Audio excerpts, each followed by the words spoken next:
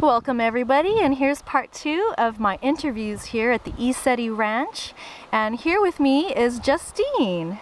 And what brings you here today, Justine, at the ECETI Ranch? Well, my husband's been coming the last few years, every year, on his own, and he's been wanting to get me up here, and I've been wanting to go too. But we finally got a chance to go without the kids to experience this together, and Yes. It's my first time. I'm super excited. Yes. So, has he seen any UFOs out here? Yeah, the first time he was here, he reported seeing some blue sky lights on the mountain. And Ooh, some blue lights. Yeah, some blue lights on the mountain. Wow. And then later in the evening, after some clouds had rolled in, there was some different colored lights behind the clouds that Wow. they were all kind of observing. And then after coming home from that trip, we were going through the photos that he had taken, and there was just one of the mountain by itself and this really small like gray streak across it. Wow. And I said, was there a plane in front of that? And he said, no, there was nothing in front of it when I took it. And we tried to zoom in as much as possible, and it was just this little silver orb that you can't barely make out, but it was just unidentified. And Wow. we thought it was pretty neat. He doesn't remember seeing anything in the air at the time he took the photo. Oh, wow. It definitely didn't look like an airplane shape. It was more of a smoother, like oblong, rounder shape. So it was kind of interesting to see that as well. Wow, that's fascinating. Now, have you ever had extraordinary experiences in your life? Anything paranormal? Anything benevolent? Right, I have. I think that the first that I can remember is when I was about maybe 12 or 13, when my sister and I were laying out in the grass at our house watching the stars for meteor showers, and we had been watching this formation, like this triangle formation, all night. It was just 3 different dots in the sky that made like a perfect triangle. We thought how strange that it made this like perfect triangle up in the sky, and what was it? And you know, we didn't have star maps or anything to even check it out, but we were just there for fun. And you know, after maybe 3 or 4 hours of watching the sky that night, it was getting kind of early in the morning, and the whole formation all at once just started moving across the sky from like, the center of the sky until it just disappeared. Wow. And we were like, what the heck was that? Wow. It wasn't, you know, it wasn't normal.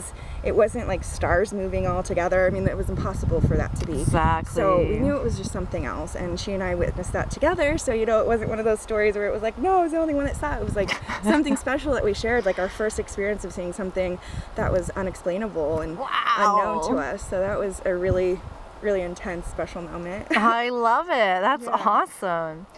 All right, so since we're going into December 21st, 2012, what is your opinion on the quote-unquote shift that's happening to us during this time?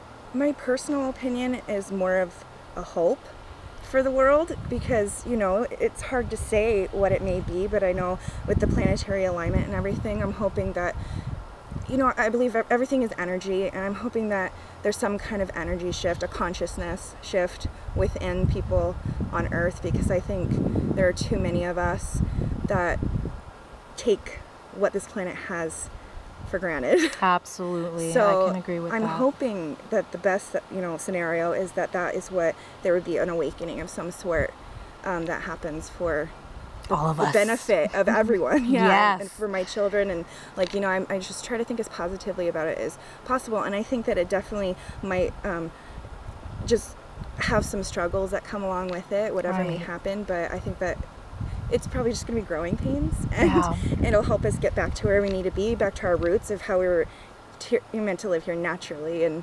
not, you know, abuse what was given to us. So I love that answer. That's my hope. I love that opinion. answer, Justine. That's great. Thank you, Justine. That's beautiful. Okay, so is there any last messages of love and inspiration that you would like to share with the entire world here today, right now?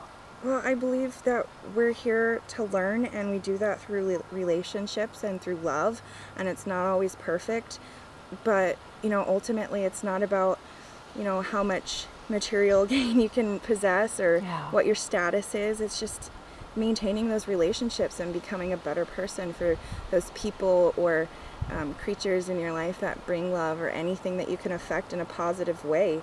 Love it. You know, you learn from those things the most, and you grow from those things the most, and that's ultimately all any of us really has, is relationships with everything.